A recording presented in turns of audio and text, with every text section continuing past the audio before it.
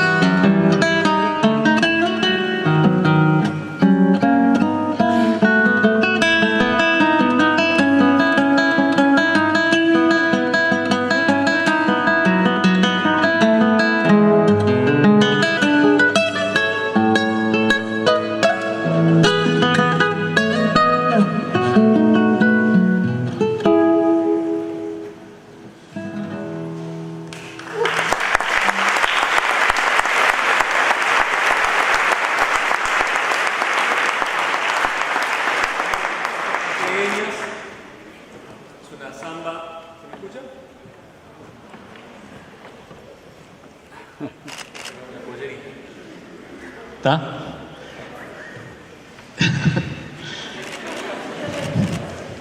Tengo más para mostrar después. Un gustazo estar acá. Yo soy músico y soy físico. Cuando me invitaron, honraron con la invitación de venir a hablarles un poco de mi experiencia, de mi camino, pensé en contarles una serie de anécdotas que la cuento siempre que empiezan las clases en mi universidad en Estados Unidos. Un colega un día me dijo: ¿cómo te preparas una charla en la que le contás a los estudiantes consejos y también los errores que cometiste durante tu carrera para que orientarlos un poco? Entonces empecé a anotar los errores primero. Cuando llegué al número 30 dije: no, voy a anotar los consejos. Entonces lo que hago es pongo los 10 consejos que más me sirvieron a mí, y de esos elegí 5 hoy, ¿no?, para contarles.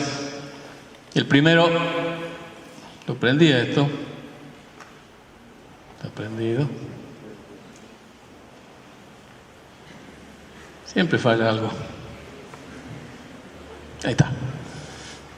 A ver, bueno. Voy de 5 para el primero. Uno de los que es más importantes para mí y que parece trivial, pero es que sigan los sueños. Yo les voy a contar cuáles fueron mis sueños. Algunos. Y los próximos se los cuento, lo que todavía no pude conseguir, se los cuento la próxima vez que venga Rafaela. Yo creo que eso de seguir lo que hay que estudiar porque tienes una oportunidad laboral luego, está todo bien. Pero lo más importante en la vida, hay una sola vida que tenemos y cada día puede ser el último. Para mí lo más importante acá es aprender a seguir lo que a uno más le gusta. Porque en el fondo, lo que yo aprendí por ahora es que somos todos autodidactas. Lo que aprendemos fuera de la pasión es completamente inútil. Hay que meterle fuerza, hay que meterle pasión y hay que seguir aquello que nos gusta mucho, ¿no? Y mi sueño cuando yo era chico, Cuando empecé a interesarme por la música, me gustó la música de muy chico y me gustó la ciencia de muy chico, que también viene por influjo paterno, porque mi papá era profesor de filosofía de la ciencia en Tucumán y mi mamá hacía didáctica de la ciencia. Y además eran melómanos. Mi sueño era ser científico y ser artista, ¿no? Trabajar en la ciencia, colaborar y publicar con gente famosa, con gente que era mucho más inteligente que yo, y trabajar con músicos o con artistas y poder llevar una vida de artista y poder escribir libros. Ese era mi sueño. Y cuando llegué a la Universidad de Chicago, cuando era postdoctoral, entonces para perseguir ese sueño tuve que hacer algo que ustedes tienen el privilegio de no necesitar de hacer. Yo tuve que irme de Tucumán a Bariloche para estudiar física, en uno de los mejores institutos del mundo para estudiar física. Y tuve el privilegio que muchos de ustedes tienen, que es desde que yo hice el jardín de infantes hasta que terminé mi doctorado, toda mi educación fue pública. Y fue maravillosa la educación que recibí. Al punto que cuando fui a Estados Unidos con el doctorado de Bariloche, estaba en pie de igualdad con gente que había pagado $60.000 por año para estudiar. Es un privilegio que todavía tenemos acá y que es fundamental que lo resguardemos. Entonces, cuando llegué a Chicago de postdoctoral, yo había hecho una carrera de científico y medio que me sentía ahí como que la parte artística mía la tenía guardada, porque como se dice mucho, el arte sirve a las emociones y la ciencia sirve a la razón. Y yo creo que es muchos contraejemplos para refutar esa idea. Y encontré contraejemplos en muchos científicos que tomaron a la ciencia como una actividad artística. Es decir, uno piensa que la música es emociones y que la ciencia es razón, y que son alternativas antagónicas en la búsqueda de la verdad. Sin embargo, hay un territorio común impresionante. Les voy a mostrar algunas de las frases que a mí me movilizaron en este camino de doble ciudadanía, digamos, del arte y la ciencia. Esta es no se lee porque está con el fondo azul, pero se las voy a leer. Esta frase es de un científico que se llama Henri Poincaré, un francés de principios del siglo XX. Dice: el científico no estudia la naturaleza porque le resulta útil. La estudia porque le da placer. Y le da placer porque es bella. Si la naturaleza no fuese bella, no valdría la pena conocerla y la vida no valdría la pena vivirse. Me refiero a la íntima belleza que viene del orden armónico de sus partes y que la inteligencia es capaz de capturar. Acá hay otro tipo que a mí me influyó mucho indirectamente, porque se llama Chandrasekhar. Es un físico que ganó el premio Nobel por su trabajo sobre agujeros negros. Hay unas estrellas que se llaman la estrella de Chandrasekhar. Cuando yo era postdoctoral en Chicago, tomábamos té con galletitas los jueves a la tarde antes de un coloquio que había. Venía un invitado a dar una charla y tomábamos té en un salón que tenía un óleo de él atrás. Y él entraba a las 4 de la tarde de traje. Entonces vos lo veías al tipo que entraba y tenía el óleo atrás. Y yo dije, tengo que hablarle a este tipo para algo. Y nunca me animé.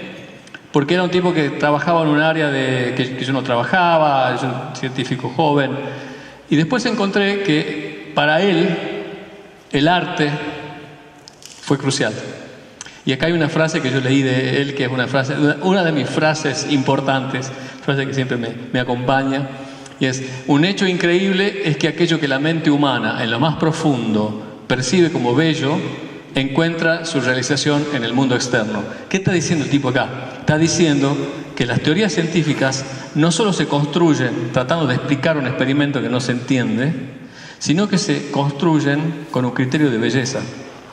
Si uno se fija en la historia de la ciencia, hay muchos casos en que el científico Einstein, por ejemplo, en 1905, Einstein, el tipo con el pelo grande, así, de la ecuación más famosa del mundo, cuando él hizo su teoría, no estaba tratando de explicar un experimento, sino que estaba incómodo con la falta de simetría de las teorías anteriores. Él dice: las ecuaciones que dan la luz, que es la ecuación de Maxwell, tienen cierta asimetría que no me gusta, dice el tipo. La naturaleza debería ser simétrica, no voy a entrar en los detalles, pero lo que quiero decir es que el criterio que lo lleva a él a construir una teoría es la búsqueda de simetría, la búsqueda de algo estético en el fondo. ¿Por qué la naturaleza, por qué Dios va a crear una naturaleza que nos resulte simétrico? Una teoría que la explique, que sea simétrica. Acá hay otro célebre físico que también escribió sobre el tema. Este es un artículo que se llama Matemática Linda. Cuando va a Moscú, Dirac, se llama Paul Dirac, un genio, quizás el genio más importante de la física del siglo XX después de Einstein, va a Moscú y le dicen a él, ¿qué es lo más importante que tiene que tener una teoría científica? Y el tipo agarra con pizarrón, escribe con tiza y dice, las leyes de la física tienen que tener belleza matemática. La belleza matemática. Por supuesto uno dice la belleza. ¿Qué es la belleza? No sé qué es la belleza, pero uno reconoce algo bello y hay cierto consenso en esa belleza que tiene que ver con cierta tradición, con lo que a uno le parece lindo, con lo a otro le parece menos lindo, pero hay un cierto consenso en lo que es lindo. Y lo mismo pasa con la matemática. Hay un cierto consenso entre nosotros, entre los que van a aprender ese arte, ustedes que la van a aprender. Y cuando escribió esa frase en pizarrón, la dejaron enmarcada, hoy está enmarcada, la cortaron, el pizarrón está enmarcada en la Universidad de Moscú. Y en este trabajo, que se llama Matemática Linda, él explica cómo, jugando con las ecuaciones, buscando la más linda, la más sencilla, llega a una teoría que explica algo llamado antimateria.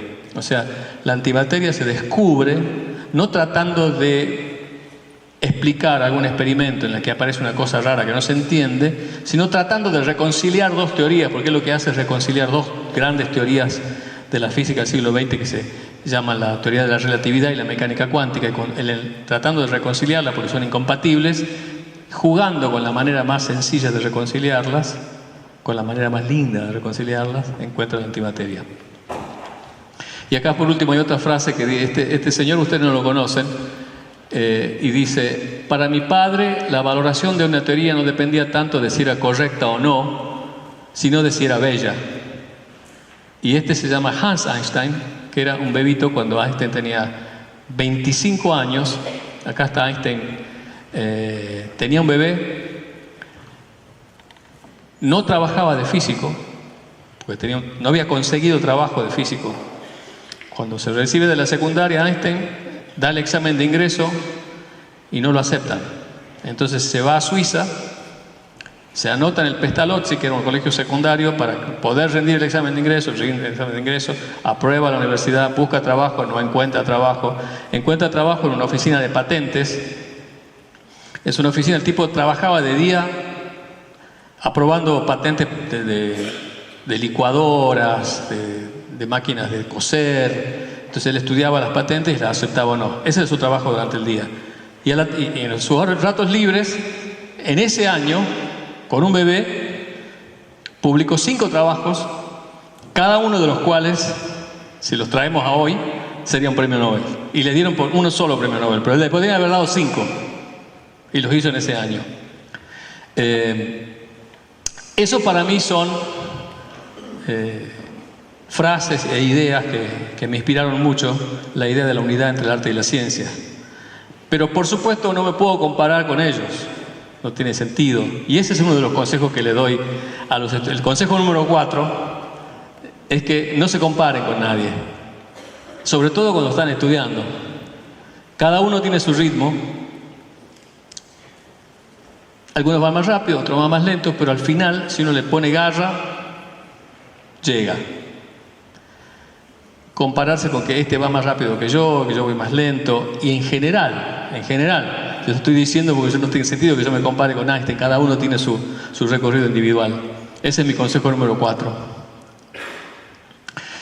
Y la charla en general, lo que le quería decir, para mí lo fundamental es lo que quiero comunicarles de mi pasión en este camino del arte y la ciencia, es la unidad entre la música y la física. Este es una escultura, si quieren, una instalación que hay en el Museo de Galileo en Florencia, que para mí representa el comienzo de la ciencia moderna, porque Galileo es, digamos así, el inventor de la física como la entendemos hoy, haciendo experimentos, haciendo teorías, controlando que la teoría funcione con el experimento y demás. Y el comienzo de la física que tiene que ver con el plano inclinado, que uno dice plano inclinado, física, plano inclinado, qué aburrido, se me apaga la cabeza. Es hermoso el experimento del plano inclinado. Y es un experimento musical. O sea, el comienzo de la física tiene música. ¿Por qué digo esto? ¿Qué es lo que descubre Galileo? Bueno, uno sabe que cuando tira una manzana o tira cualquier cosa, primero está quieta y después empieza a moverse y cada vez se mueve más rápido. Se acelera, ¿no? Como se acelera el auto cuando uno aprieta el acelerador, está quieto y empieza a aumentar la velocidad. El velocímetro va aumentando, el aumento de velocidad es la aceleración, ¿no? Lo que descubre Galileo es que cuando uno tira algo se acelera uniformemente. ¿Está bien? O sea que en el primer segundo pasa de, por ejemplo, de 0 a 10 kilómetros por hora, en el segundo a 20 kilómetros por hora, en el tercer segundo 30 kilómetros por hora. El aumento de velocidad es el mismo a iguales intervalos de tiempo. ¿Cómo descubre eso? Hay que hacer un experimento. No había relojes para medir eso. Entonces, porque si uno tira una manzana, tiene que medir dónde está a distintos intervalos de tiempo. Está difícil eso. Hoy uno lo puede hacer con cámara, con relojes, en ese momento no había nada de eso. Entonces él dice lo siguiente: yo sé que como la velocidad va aumentando, la distancia que recorre en el primer segundo va a ser una cierta distancia, en el segundo segundo va a ser más larga, en el tercer segundo va a ser más larga todavía. ¿Está bien? Entonces dice, ¿cómo hago para saber esas distancias que recorre algo que cae o que cae en un plano inclinado, que es más o menos lo mismo, en tiempos iguales? ¿Cómo hago para medir eso? Entonces se le ocurre un experimento musical. Si ven ahí atrás hay un péndulo. Cuando uno hace un péndulo, mueve el péndulo pasa por el punto más bajo en el mismo momento y pone una campanita abajo. Pum, bum, bum, bum. Entonces ese es su ritmo. Y ahora tira una pelota desde arriba y la pelota cuando va cayendo va tocando campanitas que están abajo sobre el plano inclinado. Y entonces empieza a mover las campanitas de modo tal que hagan tan, tan, tan, tan al mismo tiempo que el péndulo. ¿Está bien? Con buen sentido del ritmo se puede hacer un experimento de física, eso es lo que quiero decir. Lo que hace Galileo es con buen sentido del ritmo, hace ton, don, don, don, y ubica las campanitas y se da cuenta que en el primer segundo recorre una cierta distancia, en el segundo recorre 3 veces esa distancia, en el tercer segundo 5 veces, y van como los enteros impares, 1, 3, 5, 7, 9. Y eso es que, si uno viene 1 más 3 es 4, después viene 9, que es el 3 al cuadrado, después viene 16, se va sumando esos números, ¿no? La distancia va como el tiempo al cuadrado, esa sería la fórmula, pero quiere decir que él llega a la fórmula con un experimento musical. El otro experimento musical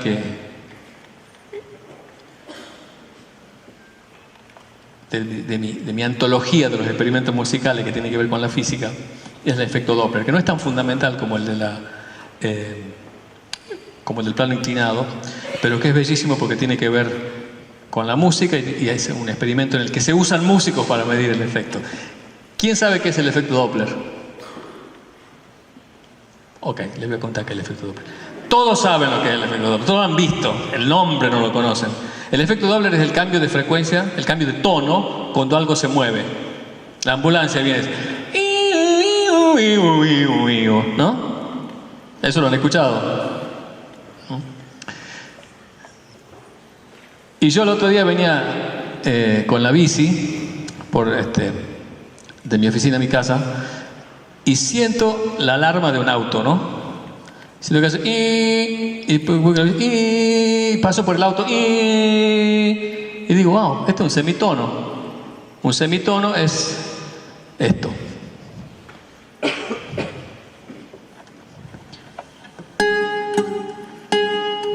La distancia de un traste a otro. Otro semitono, otro semitono, otro semitono, ¿no?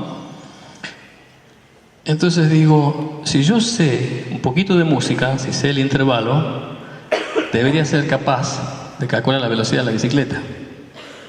Por supuesto, cuando le cuento esto a mis estudiantes, cuando le cuento a mi hijo, me dicen, pero papá, relájate, disfrutá del camino. Y yo le digo, estoy muy relajado. A mí me encanta esto. ¿Entendés? Y ese es otro de los consejos que les doy. Hay que ser científico todo el día. O si sos científico es porque te gusta esto todo el día. La idea de entender el efecto Doppler, de entender la parte numérica, agrega a la experiencia de disfrutar, si uno quiere que pase una ambulancia, o disfrutar porque el cielo es azul. Yo cuando me voy de vacaciones con mis chicos, se pone el sol y tomo el tiempo en el que pasa el sol y calculo la latitud.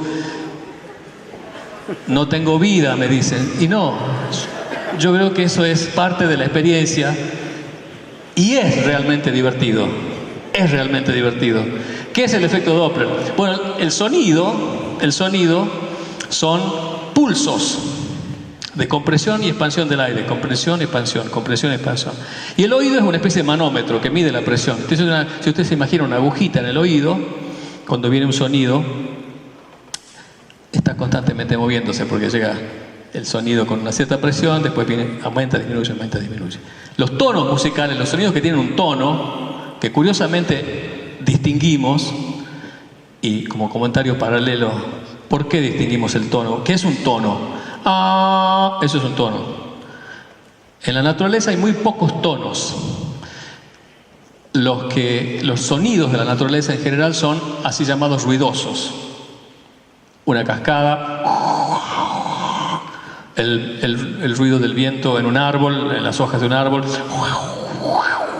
¿no? Mientras que tiene un tono. ¿Por qué distinguimos esos dos? Quizás sea porque el llanto tiene un tono. El llanto del bebé es algo que evolutivamente hemos gradualmente aproximado a reconocer. Quizás el llanto del bebé es el origen de la música, ¿no? Entonces un tono es algo que se repite en el espacio y en el tiempo. Y yo lo represento con unos muñequitos que corren, digamos que corren de derecha a izquierda, de izquierda a derecha, perdón. Y la sirena de la ambulancia son esos bichitos que corren. Entonces salta una vez por segundo. El primer segundo salta uno, corre a 6 metros por segundo. Al segundo siguiente salta otro y corre a 6 metros por segundo. O sea que están separados 6 metros. ¿Está bien? Y corren y pasan por la puerta, que es el oído, a una vez por segundo. ¿Está bien? Ahora, si la sirena se mueve, salta el primero, corre 6 metros. En ese interín, si se corre, por ejemplo, la ambulancia se mueve a 2 metros por segundo, la ambulancia se movió 2 metros. Salta el segundo y está más cerca del anterior. Entonces se apilan un poquito. ¿Está bien? Entonces pasan por la puerta, que sería el oído, más rápido, más frecuentemente. Ese es el aumento de la frecuencia. Y si se mueve para atrás, baja la frecuencia. O sea, si algo se aleja de mí, el tono disminuye, y si algo se acerca, aumenta. Este sería un ejemplo de una pieza musical escuchada desde un camión que viene y sigue.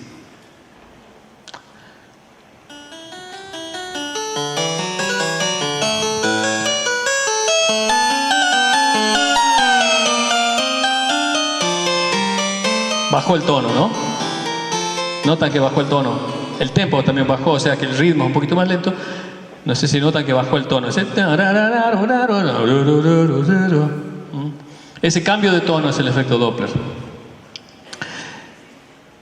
Es interesante para mí, y quiero que sea interesante para ustedes, que se mantiene afinado. Cuando viene el camión está afinado y cuando se va también está afinado. Eso es porque el tono musical tiene que ver con cocientes de frecuencias. El doble de frecuencia, por ejemplo, cuando los muñequitos pasan 1, 1, 1 y hay otro que pasa el doble, o sea, 2 que cada uno, ese cambio de frecuencia es la octava. La octava del piano, que es de do a do. Ya lo voy a hacer cantar enseguida, ¿eh? El cambio de frecuencia es el doble cuando uno va a una octava. Y cuando uno va en un semitono, lo que les decía hace rato, no voy a entrar por qué el detalle, ese detalle lo van a estudiar por su cuenta ustedes, o van a leer mi libro. No quiero vender libros hoy, pero el semitono resulta ser que es el 6% de frecuencia. O sea, si uno toca una tecla del piano y toca la siguiente, o toca una nota en la guitarra y el traste siguiente, es el 6% de frecuencia. Entonces, si viene una ambulancia, o yo con la bici, y siento un semitono de cambio, es el 3%, porque hay un 3% cuando me alejo y un 3% cuando me alejo. Un 3% cuando me acerco y un 3% cuando me alejo. Y para mí es, ¿por qué les hablo del efecto Doppler? Porque me divierte mucho calcular las velocidades y porque además el comienzo del efecto Doppler, que era un astrónomo, primero lo vio con estrellas y después dijo, bueno, si existe con estrellas, tiene que existir con el sonido. Pero no había aparatos para medir frecuencias. Pero sí había músicos profesionales. No sé si alcanzan a ver, tengo un puntero acá. Acá, este tipo es un trompetista. Y en la plataforma había músicos con oído absoluto. Entonces el tipo dice, si el tren se mueve a 40 kilómetros por hora, vas a escuchar un semitono. Y ese es el cálculo que les quiero presentar. Cada semitono, yo cuando venía en la bici dije, bueno, un semitono es el 6%. Quiere decir que voy al 3% de la velocidad del sonido. La velocidad del sonido es 340 metros por segundo. El 3% de eso es más o menos 11 metros por segundo, que es la velocidad a la que corre Usain Bolt. El récord mundial de 100 metros es más o menos 10 segundos en 100 metros. O sea que si Usain Bolt viene corriendo y cantando el cumpleaños feliz, uno lo va a escuchar, cumpleaños feliz, un semitono. ¿No? Fíjense que ahora les voy a enseñar a calcular la velocidad de un Fórmula 1 si tienen buen oído. Fíjense que primero voy a escuchar la velocidad del Fórmula 1 al principio, que viene una curva, y después el segundo.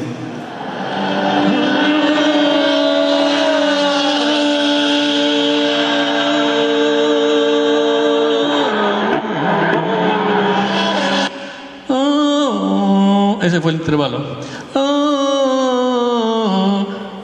7 por 4, 28. Venía a 280 kilómetros por hora. Cuentan el número de semitonos, multiplique por 40. No tendré vida, pero se calcula la velocidad de... ¿No?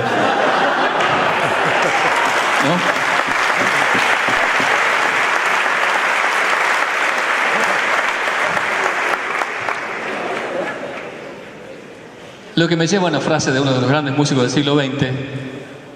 La música, porque en el fondo la música son tonos, es el arte del tiempo. La música es un fenómeno que ocurre en el tiempo y que tiene que ver con esos periodos de esos muñequitos que iban corriendo. Entonces, ya que me han aplaudido, les doy el consejo número 3. Siempre desconfíen de la pregunta, ¿para qué sirve esto? Porque entender es lo que sirve. Entender cómo funciona el mundo nos mejora la mente. Y los grandes inventos surgen de la curiosidad, no de la búsqueda de una aplicación. Hace poco vi un discurso que dio Steve Jobs, el fundador de Apple, hablando de los estudiantes justamente, y la importancia de conectar los puntos en la vida, en los puntos pensados como hechos que nos ocurren en la vida. Él dejó la universidad, dijo, no quiero pagar tanta plata para estudiar, yo quiero hacer mi propia empresa. Y una vez que dejó la universidad, dije, voy a tomar un curso de algo que realmente me gusta. Y se anotó en caligrafía. Caligrafía, ¿para qué le puede servir a Steve Jobs la caligrafía?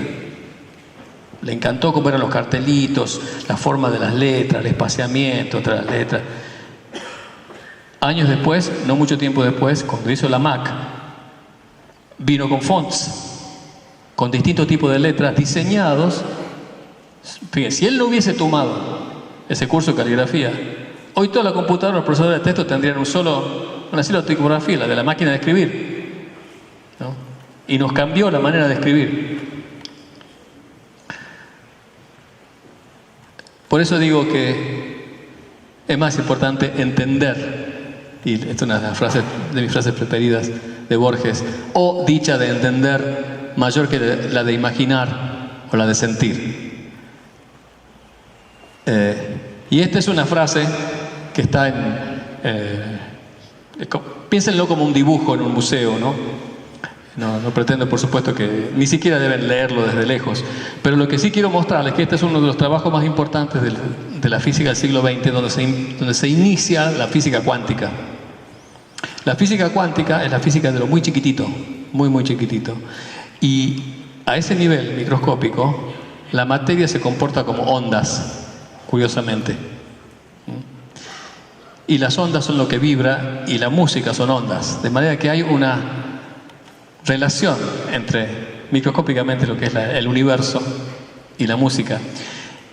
Y De Broglie, que es el físico que propone por primera vez que el mundo microscópico es ondulatorio, era músico, y las condiciones de cuantización, o sea, su teoría, llega con ideas musicales. La condición de la onda es una condición de afinación, dice él. O sea que acá hay otra conexión entre la ciencia y la música. Yo insisto con que lo importante es entender. Y en esa búsqueda de entender, cuando yo era estudiante, también leía mucho a Borges, que es un escritor que me influyó mucho. Y en esos sueños que uno tiene cuando es chico, cuando es estudiante, leí una frase que él dio en una conferencia, y era que lo importante de un poeta es que comunique la idea de que todo es raro, de que el mundo es extraño. Entonces yo tomé esa idea y dije, voy a componer una canción con esa idea. Que después mi amigo me dice, ¿qué canción de físico que es esa? Puede ser, pero es la canción que después Mercedes Sosa escuchó y yo ni soñé en ese momento que podía haberme ocurrido eso, pero ella escuchó esta canción y me llamó a tocar con ella. Y se llama Qué bonito.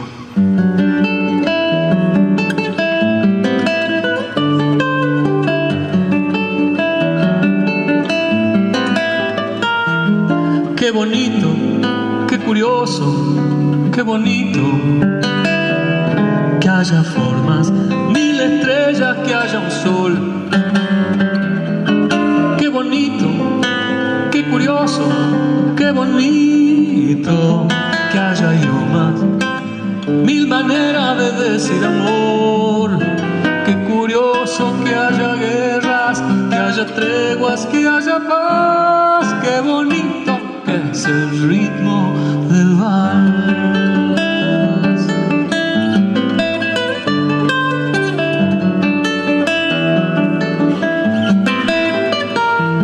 Qué bonito que es el viento en tu pelo.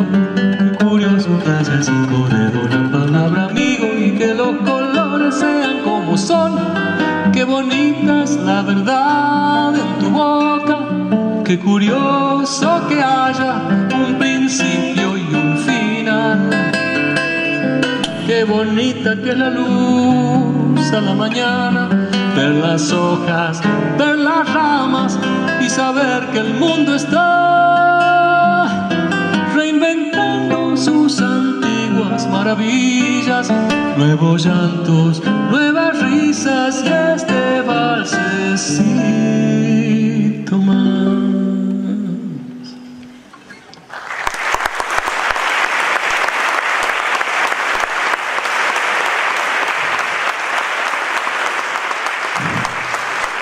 Les contaba que la música es un fenómeno que ocurre en el tiempo y es ante todo, yo me acuerdo cuando era chico estudiaba música, que la música es el arte de combinar los sonidos usando melodía, armonía y ritmo. Está todo bien con esa definición. Yo creo que ante todo la música es ritmo. Por eso cuando les mostré los muñequitos que pasan por la puerta, que sería el oído, pasan a un cierto ritmo que el oído percibe como un tono. Hay un pasaje continuo entre el ritmo y el tono. Acá hay una nomenclatura que para los que entienden música está todo bien, si no lo entienden no importa. Es un acorde con muchas notas. La primera nota corresponde a un ritmo o a una frecuencia. La segunda nota corresponde a otro ritmo, el doble de frecuencia. La tercera nota al triple, al cuádruple, etc. Y que los puedo representar como pulsos que se repiten en el tiempo. La de abajo sería 1, la segunda sería el doble, si este es 1, la de arriba, la verde, sería el doble de tiempo, etc. Entonces, fíjense qué hermosa conexión que hay entre la idea de la música como un cristal de tiempo, porque hay acá algo que se está repitiendo en el espacio. Los cristales, microscópicamente, son átomos que repiten en el espacio como un azulejado infinito.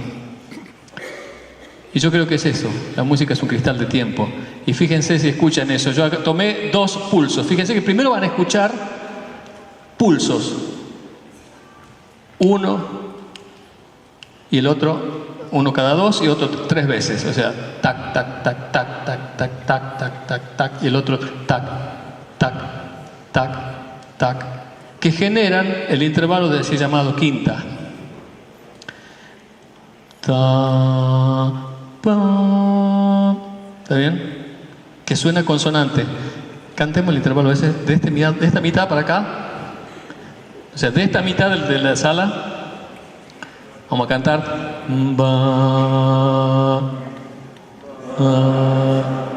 maravilloso. De esta mitad para acá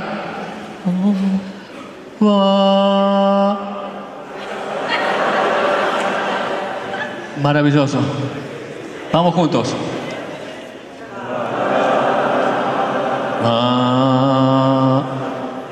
¿No suena lindo? Ese es el intervalo fundamental, además de la octava, de la música. Una frecuencia, 3 medios de la frecuencia. Fíjense cómo la quinta, ese intervalo, se genera a partir de pulsos. ¿Lo tocamos, Marco? Pulsos. Ahora le voy a aumentar la velocidad.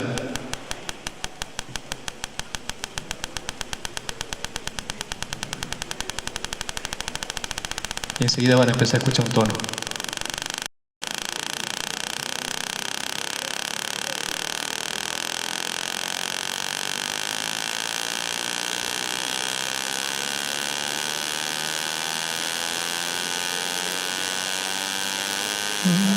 ¿Escuchan el tono? Sí. Es simplemente ese conjunto de pulsos muy rápido. Eso es el tono. Y son 2 tonos, los que estaba cantando el costado izquierdo y el costado derecho. Y va subiendo la frecuencia.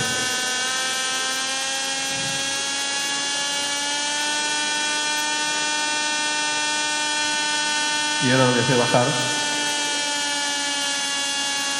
Lo mismo.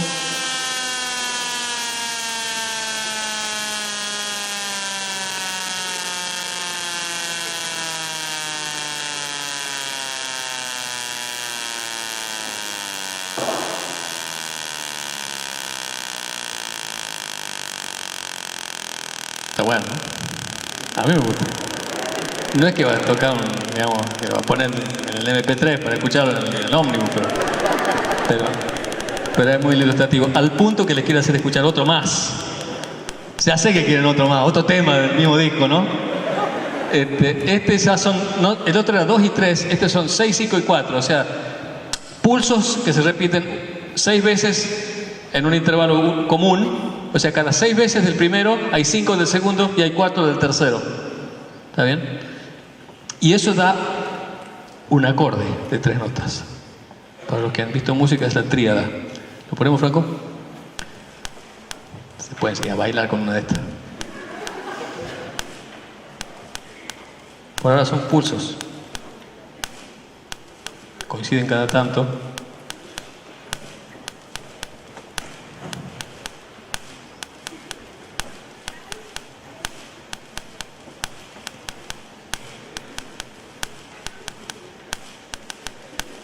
Esta parte me gusta a mí.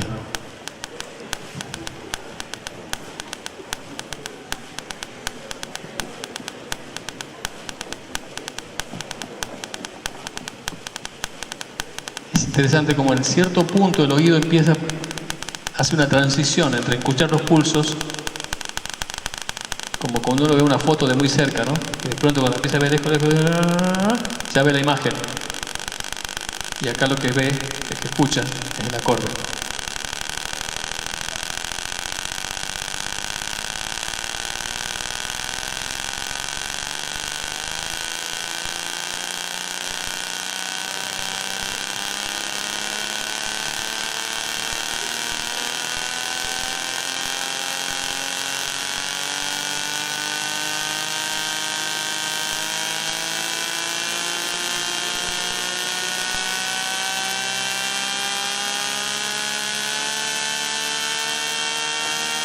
Ya es un acorde eso.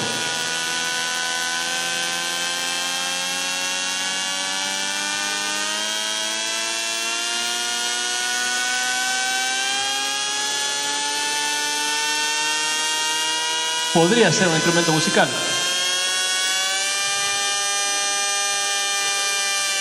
Hay gusto para todos. Ahí baja la frecuencia.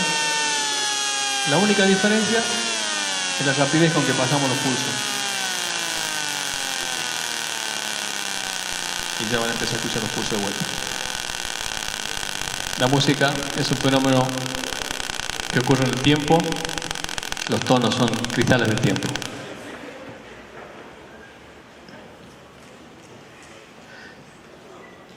La armonía musical es pasajes entre esos paisajes de distintos periodos, ya más complejos, pero en el fondo son lo mismo. Yo sé que parte de lo que estoy diciendo es difícil de entender, no puedo dar la clase de todos los detalles. Y ese es uno de los consejos que yo siempre insisto, que me lo dieron a mí de muy chico: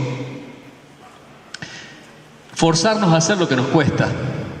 Eso que te cuesta hacer, ya sea las flexiones de brazo que te cuestan hacer cuando estás haciendo gimnasia, las escalas más difíciles cuando estás haciendo música, los problemas de final de capítulo que más te cuestan, forzate a hacerlos, esos que son los que más placer te van a dar. Y lo que para mí es muy importante, no solo para los que hacen ciencia, sino para los que estudian cualquier disciplina, porque leer a Kant es difícil, porque leer a Newton es difícil, porque leer a Keynes es difícil, etc. Hay que desarrollar una tolerancia para entender solamente una parte. No me importa si entiendo una parte, sigo hacia adelante. Si entendí algo a medias, no importa. Más adelante los puntos se van a conectar, ¿no? Me pasa hoy a mí. Fíjense que si uno es especialista en un tema, yo agarro un trabajo de física de colegas de mi campo y no entiendo nada, o entiendo poco. No importa, trato de ver cuál es la idea, dónde está lo central, y después a los detalles los entenderé luego, leyendo otros trabajos, consultándole al autor, hablando con amigos, a veces en la ducha se te prende la lucecita. Hay que ser científico hasta en la ducha. La lógica esa de la música,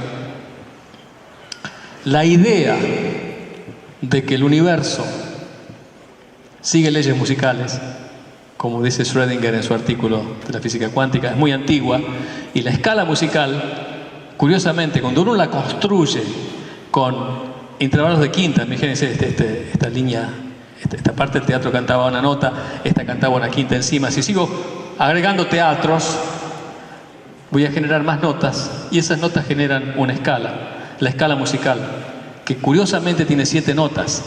En la antigüedad, las primeras 7 tienen una simetría muy especial, y se pensaba que el universo, las estrellas, los planetas, en ese momento se creía que la luna era un planeta, había 7 si uno contaba la luna. ¿Por qué hay 7 planetas?, se preguntaban. Por la misma razón por la que hay 7 notas. Hoy no admitimos esa explicación, pero sí, lo interesante de esta historia es que el estudio del mundo astronómico empieza con una búsqueda musical. Antes de esto se pensaba que el mundo sublunar, es decir, lo que está de la luna para acá, tenía ciertas leyes, y lo que estaba para afuera eran las leyes divinas que no tenían nada que ver con el caos del movimiento de de los caballos que dejan huellas, de las manzanas que caen, etc. El universo más allá de la Luna eran planetas que se movían en perfectas esferas. Y había 7 porque había 7 notas.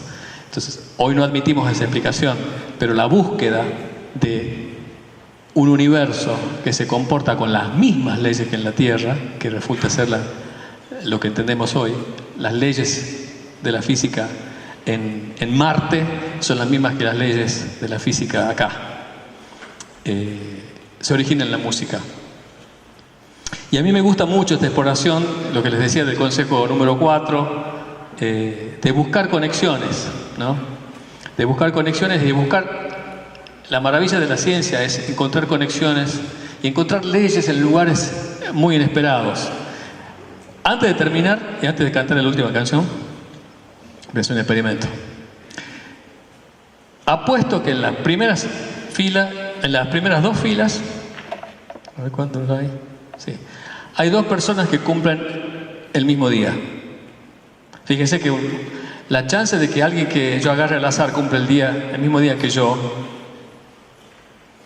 es más o menos 1 en 300, ¿cierto? Porque yo cumplo el 15 de febrero. Si agarro a una persona al azar, la chance de que cumpla el 15 de febrero va a ser muy baja, ¿no?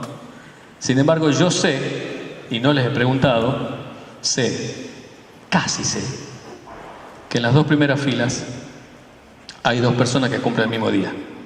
Entonces, voy a hacer el experimento. El que escuche su cumpleaños, van a ir diciendo su cumpleaños. Si alguien de las primeras 2 filas escucha su cumpleaños, levanta la mano. Y si no llego hasta la segunda fila sin éxito, perdí.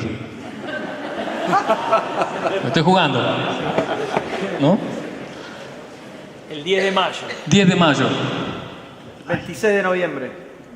1 de mayo. 1 de mayo. 26 de febrero. 21 de julio. El que escuche su cumpleaños levanta la mano, ¿no? 12 de febrero. Casi. 12 de octubre. 25 de noviembre. 24 de marzo. 11 de febrero. 27 de octubre. Voy perdiendo.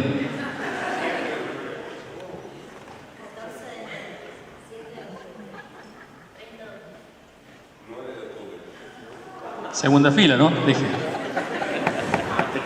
8 de abril. 8 de abril. Gané.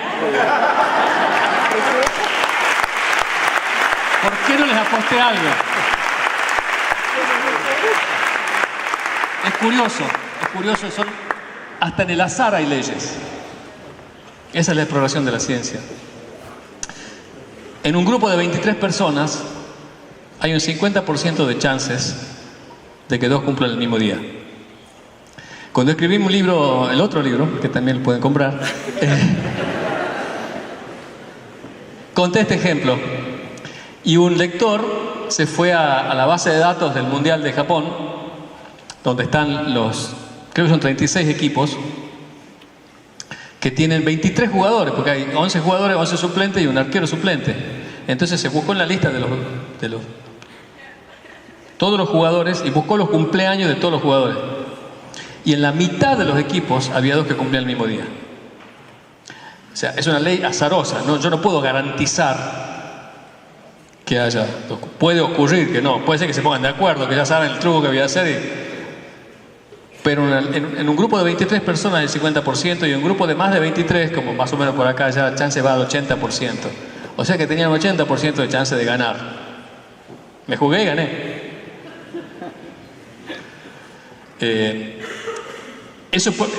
Me fui a la ley del azar y a la ley de las leyes de la música. En la música, la quinta, la que cantamos, la parte de derecha, la parte izquierda, la quinta, son 3 medios de frecuencia. Si uno va aumentando notas, multiplica por 3 medios, genera otra nota, multiplica por 3 medios, genera otra nota, multiplica por 3 medios, genera otra nota. Resulta que 3 medios elevado a la 12, o sea, si uno agarra 3 medios, que es 1.5 por 1.5 por 1.5 por 12 veces, llega a un número que es 129.75, que es aproximadamente 128. 128 es 2 a la 7, que sería 2 octavas. Es una coincidencia numérica. Esa es la razón por la que hay 12 notas en el piano. En la guitarra, en esta guitarra, de acá, que es la octava, hay 12 notas. Pero resulta ser que esos intervalos, los intervalos que se generan dividiendo, aumentando quintas, multiplicando por 3 medios, no son todos iguales. De manera que uno tiene que ajustarlos como uno ajusta el año bisiesto para que los intervalos sean todos iguales. O sea que la guitarra, esta guitarra, en el fondo, es medio desafinada, porque está corregida para que todos los intervalos sean iguales, los cocientes de intervalos sean iguales. Entonces yo dije, si esa guitarra de 2 intervalos está un poquito desafinada, ¿por qué no desafinarla más? Y explorar qué pasa cuando en vez de dividirla en 12, uno la divide en otro número, en 10, por ejemplo. Yo había leído algunos trabajos científicos de ingenieros que habían hecho una simulación por computadora de una escala musical con 10 intervalos en vez de 12. Y el tipo dice, bueno, para esta escala no hay instrumento, porque ¿quién se le va a ocurrir hacer esta escala? ¿Quién se le va a ocurrir hacer un instrumento de esto? Pero si uno toca esa música, suena una música étnica de una cultura que no existe. Eso decía el trabajo. Y yo dije, qué bueno, una música étnica de una cultura. Entonces dije, voy a hacer el instrumento y voy a fundar la cultura. Todavía no llegué, me falta la comida, me falta todo demás. Pero diseñé esta guitarra, que es una guitarra que tiene 10 intervalos en la octava. Tengo un dibujito acá. Bueno, esta es una ecuación. Esta sería la ecuación de la guitarra esta. Saquen una hoja. Se la di a mi luthier, la fabricó. Entonces, los intervalos son más grandes. No se puede tocar una melodía cualquiera acá.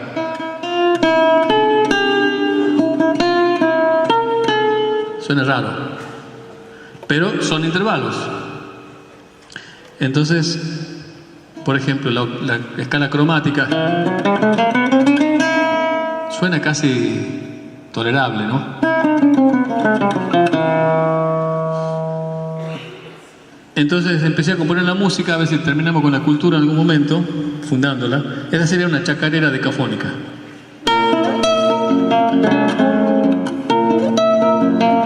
No está desafinada, ¿eh?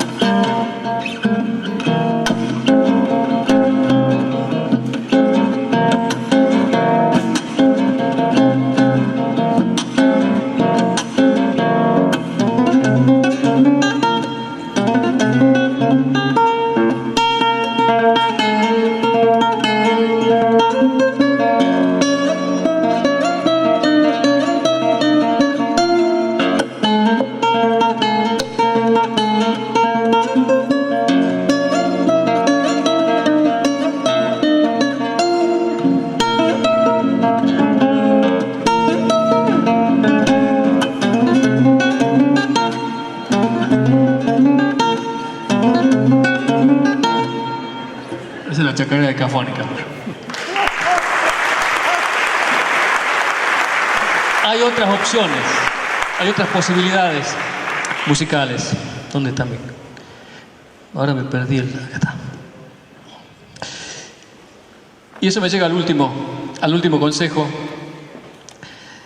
Y lo puse último porque para mí es el número 1. Cultivar relaciones personales. Para mí fue crucial las personas con las que uno interactúa. Rodearse de gente más inteligente, por un lado. No olvidarse que la ciencia y todas las actividades académicas son en el fondo actividades sociales. Y para mí esta es otra forma de decir que lo más importante es la amistad, ¿no? Y una de las grandes amistades que yo tuve además de mis amigos de siempre del colegio, que lo sigo manteniendo, fue Mercedes Sosa que creyó en mí como músico y a quien le mostré ese vals que les canté hace un rato, y también una chacarera que se inspira en un poema de Borges que habla del fuego. Y yo en ese momento era estudiante en Bariloche, y mirando el fuego del hogar y pensando en unas frases de física, que es la muerte térmica del universo, cuando todo se apaga, cuando al final del universo, cuando ya no haya nadie, el fuego, que es el fuego del sol, se va a apagar. Eso no está dicho en la chacarera, pero está pensado. Y es la chacarera que compuse, y vuelvo al punto inicial, y les canto la chacarera y les agradezco mucho por la invitación y por la atención.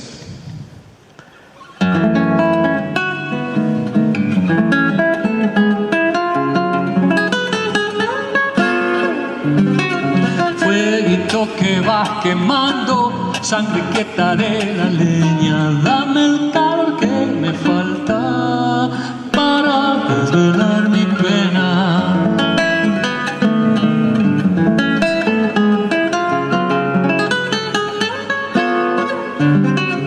Estírate, amigo viejo, no me pidas más madera, que me queda la guitarra con 6 cuerdas compañeras.